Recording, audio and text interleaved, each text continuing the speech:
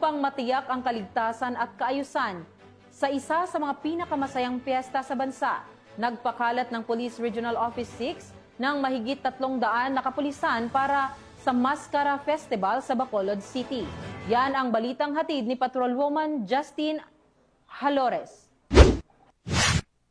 Nagpadala ang Police Regional Office 6 ng 300 augmentation personnel sa Police Regional Office Negros Island Region. Nito lamang ika-15 ng Oktubre taong kasalukuyan upang tumulong sa pagpapanatili ng kapayapaan at kaayusan sa ginaganap na Mascara Festival sa Bacolod City, Negros Occidental. Isinagawa ang send-off ceremony sa Camp General Martin Teofilo B. Delgado at pinangunahan ito ni Police Brigadier General Josefino Diligan, Regional Director ng Pro-6. Sa kanyang mensahe, binigyang diin niya ang kahalagahan ng tungkulin ng mga pulis sa pagtiyak ng kaligtasan ng publiko. Sa isa sa mga pinakakilalang pagdiriwang sa bansa, tinimok din niya ang mga pulis na panatilihin ang disiplina, alerto at magalang na pakikitungo sa publiko. Dumalo rin sa nasabing seremonya si Police Brigadier General Arnold Thomas C. Ibay, Regional Director ng Pro-NIR, na personal na tumanggap sa mga augmentation personnel at nagpaabot ng pasasalamat sa Pro-6 sa kanilang walang sawang suporta. Ang mga ipinadalang tauhan ay mula sa Regional Mobile Force Battalion 6 at iba't ibang provincial at city police offices. Sila ay tutulong sa crowd control,